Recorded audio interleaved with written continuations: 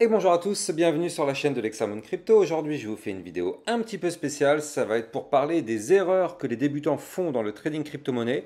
Et je vais vous donner 5 exemples de choses à réaliser pour être sûr de pouvoir garantir un minimum vos trades. Allez, on est parti dans cette vidéo. Bien sûr, je rappelle que tout ce que je vais vous dire dans cette vidéo ne sont en aucun cas des conseils en investissement. Alors, là, il faut savoir que quand on fait du trading, on peut avoir des cours qui font un petit peu du yo-yo, il y a des hauts, il y a des bas, il y a des pumps, il y a des dumps, il n'y a pas de souci. Ça, c'est quelque chose qui est tout à fait normal dans le trading, encore plus dans le trading de crypto-monnaie.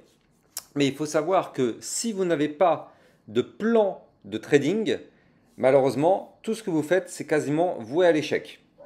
Il faut savoir que ignorer la mise en place d'un plan de trading solide est une erreur majeure. Un plan de trading, c'est pour définir vos objectifs, vos stratégies d'entrée et de sortie, ainsi que vos seuils de risque. Donc par exemple, je vais vous donner un exemple tout bête, mais si par exemple là, bon, on va se mettre sur le Bitcoin, hein, la crypto la plus connue, hop, on se met sur le Bitcoin, on va voir que là effectivement on a pas mal chuté ces derniers jours. Et donc là, il y a plein de personnes par exemple qui vont reprendre une position maintenant, parce qu'effectivement on a eu une chute, donc c'est vrai que pourquoi pas ça peut être pertinent.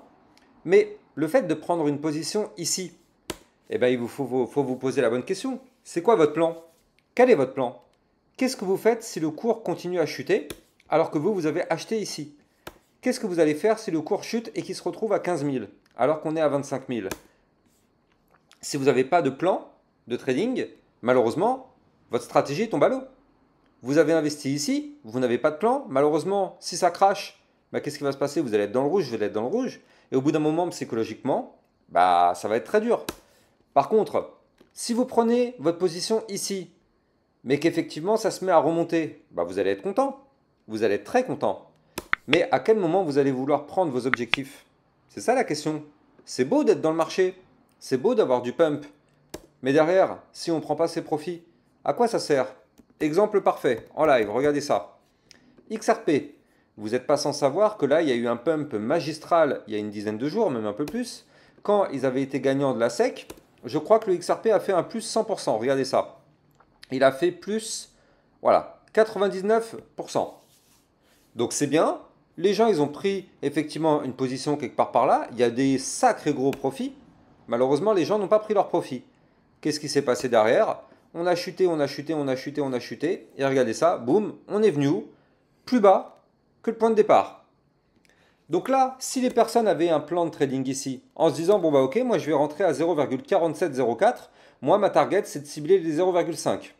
Bah ok, on aurait pris un pump ici, on aurait eu des profits qui auraient été assurés, plutôt que d'espérer et être très gourmand, gourmand, gourmand en se disant qu'on va devenir encore plus riche.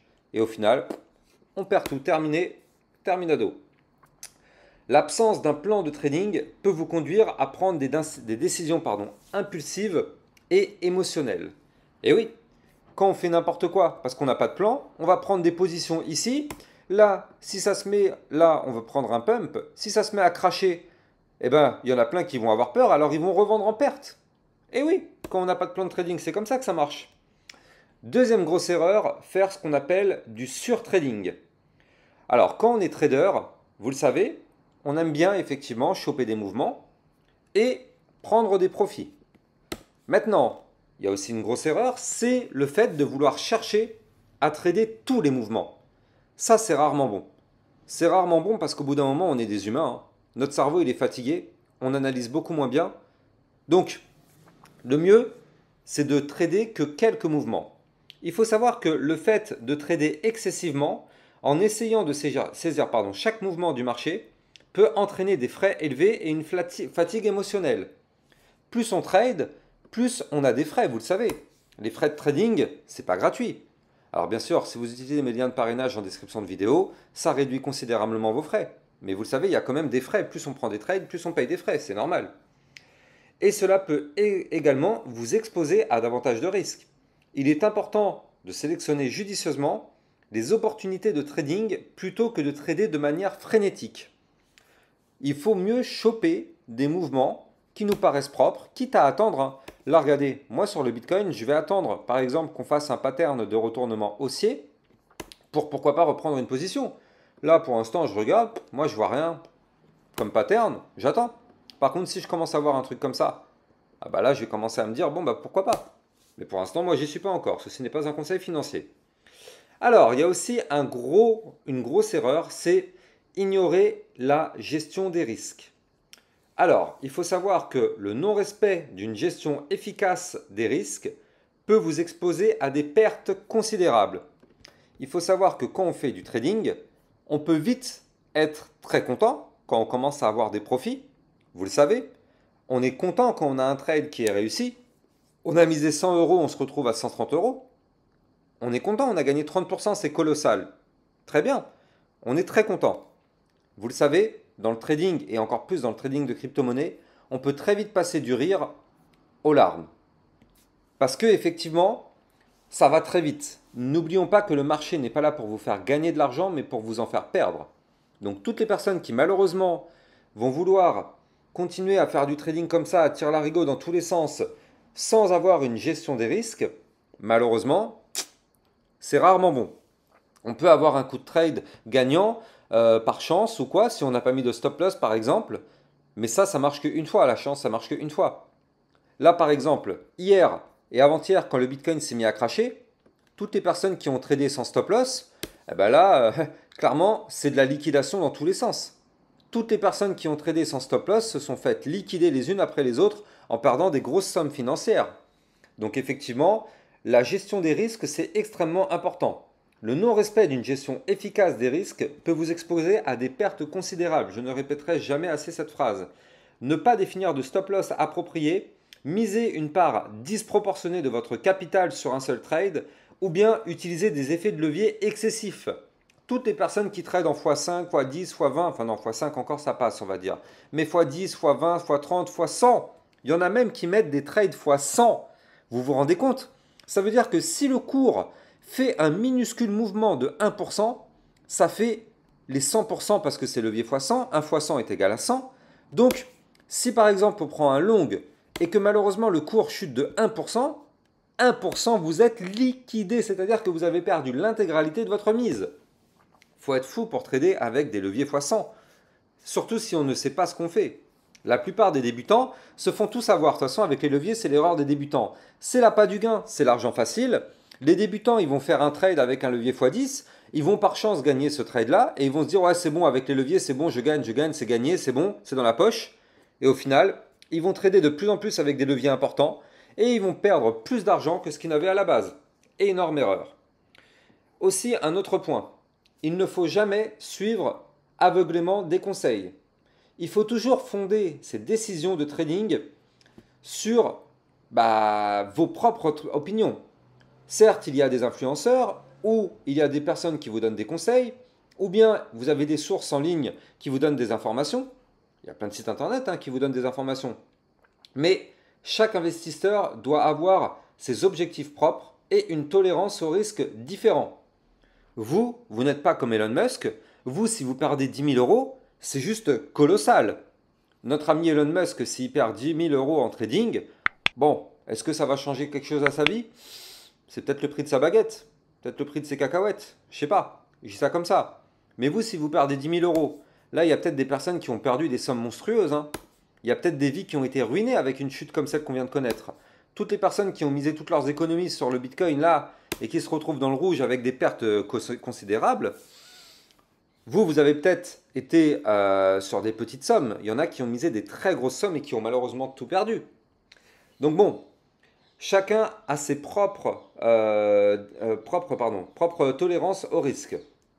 Il est important de faire vos propres recherches et de bien comprendre vos actions, vos propres actions. C'est ça qui est extrêmement important. Et un dernier point, qui pour moi est le plus important, c'est ce qu'on appelle la psychologie de marché. Comme je vous l'ai dit, on peut passer très vite du rire aux larmes. Du rire aux larmes.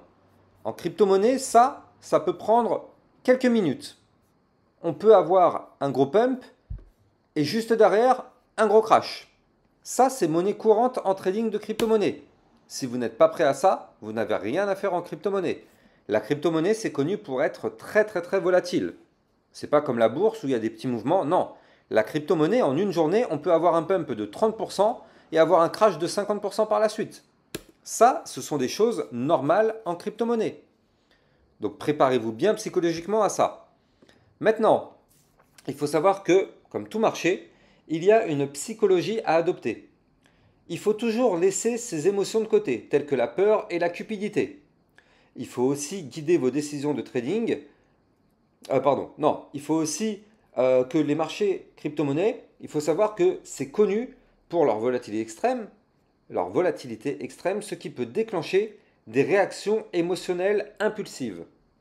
Donc ça, si par exemple on a par exemple une position qui est prise ici, si derrière on a un gros crash, pas exactement ce qu'on a connu là, hein, vous vous retrouvez dans le rouge.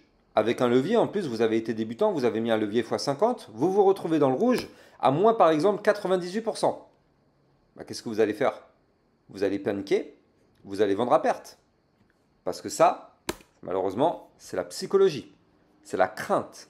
Imaginons que vous avez mis un trade, vous êtes à moins 20, moins 30%, vous avez perdu beaucoup, qu'est-ce que vous faites? C'est ça les questions qu'il faut vous poser. Et il faut savoir que dans le trading, eh ben en fait, c'est vraiment cette volatilité qui peut déclencher des réactions émotionnelles. Plus la volatilité elle est importante, plus ça va déclencher des réactions. Donc il est crucial de rester calme, rationnel et discipliné dans vos décisions. Il faut toujours garder à l'esprit que toutes ces erreurs sont des erreurs fatales. Il faut travailler sur une approche disciplinée et bien réfléchir pour vous aider à minimiser les risques et à améliorer vos chances de succès en trading de crypto-monnaie. Et il y a aussi ce qu'on appelle la charte des émotions sur le marché. Il faut savoir que quand on commence à pump, il y a toujours une étape d'optimisme. Puis après, quand ça pump fort, on est dans l'excitation. Tous ceux qui ont connu par exemple le précédent bull run, regardez, je vais reprendre un exemple qui sera peut-être plus parlant pour les personnes. Voilà, je remonte un peu dans le passé, tac, tac, tac, tac, tac. Hop, on arrive ici, on arrive en décembre 2020. Voilà, on commence à avoir un pump qui commence à devenir effectivement intéressant ici, vous le voyez? On a un pump qui est là. Donc effectivement, on est dans l'optimisme. Vu qu'on avait quelque chose qui avait été latéral, ici, il ne s'est rien passé pendant plus d'une année. Et on commence à avoir du vert. Donc on rentre dans l'optimisme. Puis après, on commence à avoir pas mal de profit. On était rentré en position quelque part par là. On commence à avoir 200% de profit. Puis après, plus 370% de profit. On met 10 000 euros, on se retrouve à 30 000 euros. Même plus, 37 000 euros. On monte encore, on se retrouve à 438%, voire même ici, à plus 500%. Donc là, on est carrément dans l'euphorie. Tout le monde est comme un fou devant son écran avec des profits de fou.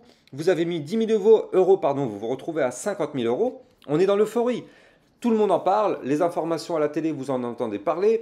Votre grand-mère qui ne connaît rien à la crypto-monnaie, elle commence à vous en parler aussi. La boulangère qui vous en parle, le pharmacien qui vous en parle, tout le monde va parler de la crypto-monnaie.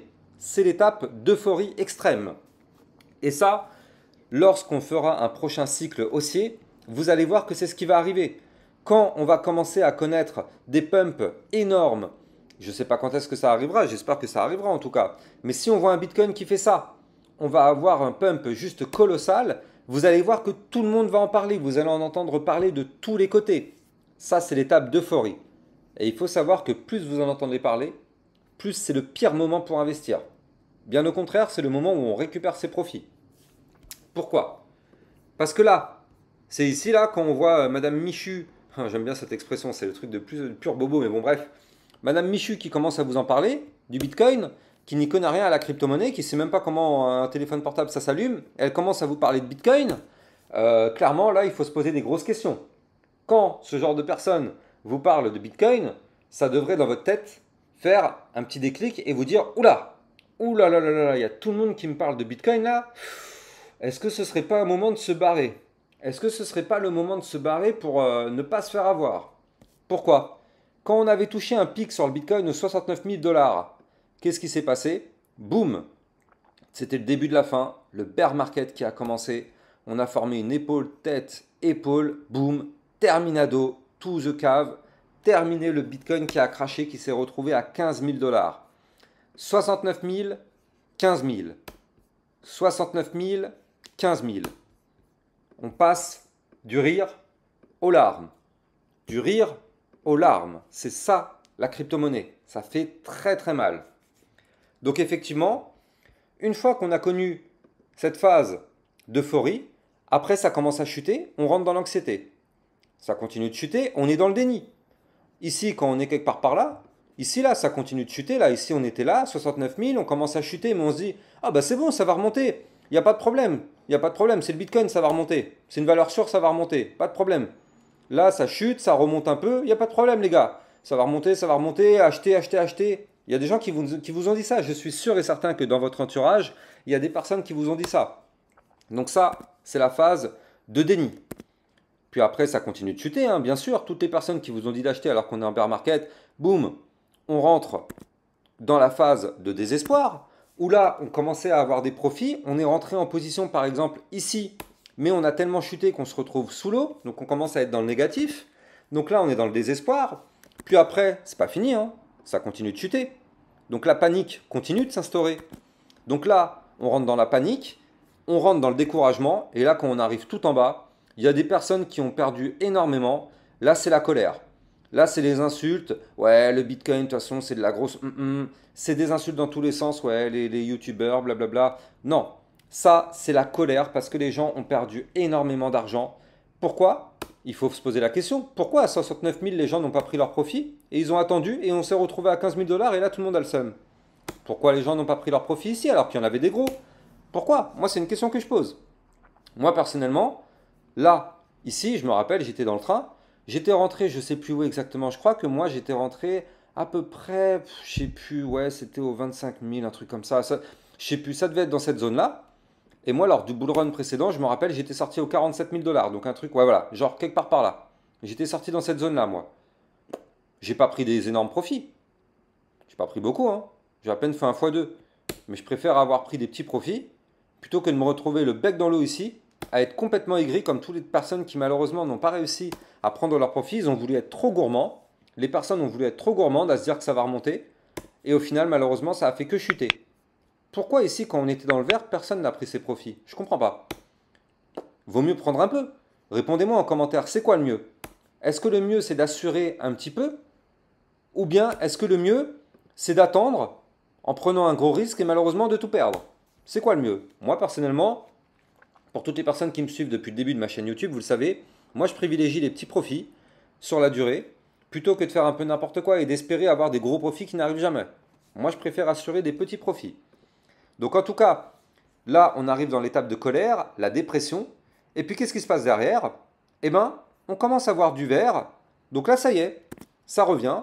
On commence à être sceptique. On se dit, qu'est-ce qui se passe là? Est-ce que ça repart ou est-ce que c'est une feinte encore? Parce que là, le Bitcoin il nous a tellement fait des feintes. Qu'est-ce qui se passe? Puis après, ça commence à remonter. Donc là, les personnes commencent à être soulagées. Pourquoi? Parce que là, ça y est, le porte-monnaie commence à se porter un petit peu mieux. On était dans le rouge, on arrive à peu près au niveau de zéro. On n'a plus de pertes, mais on n'a pas de gain non plus. Mais c'est pas grave, on est soulagé parce qu'on n'a plus de pertes. Après, ça continue de monter un petit peu. Hop, ça continue encore un petit peu de monter. Et qu'est-ce qui se passe derrière? On retourne dans l'optimiste. Et donc, on retourne ici, optimiste. Et après, on repart sur le cycle et ainsi de suite. C'est ce qu'on appelle la psychologie de marché. C'est comme ça que ça fonctionne. C'est comme ça. Et là, au final, ce sont des cycles qui se répètent. Si vous n'avez pas une psychologie solide, malheureusement, la crypto-monnaie et les marchés crypto vont vous anéantir. Il faut être solide. Il faut vraiment avoir une stratégie complète pour tout ça. Bien sûr, n'oubliez pas d'aller regarder en description de mes vidéos pour recevoir mon Twitter officiel sur lequel je vous diffuse très régulièrement des informations, des alertes et plein d'autres choses. Donc n'hésitez pas à venir me suivre sur mon Twitter officiel. Et si vous souhaitez des alertes concernant le Bitcoin, vous allez trouver en description de mes vidéos un lien pour recevoir les alertes concernant le Bitcoin avec des analyses techniques de tous les mouvements qui se passent tout au long de la journée. Quant à moi, j'ai plus qu'à vous souhaiter une excellente journée. N'oubliez pas de liker, commenter, partager au maximum. Ciao, ciao!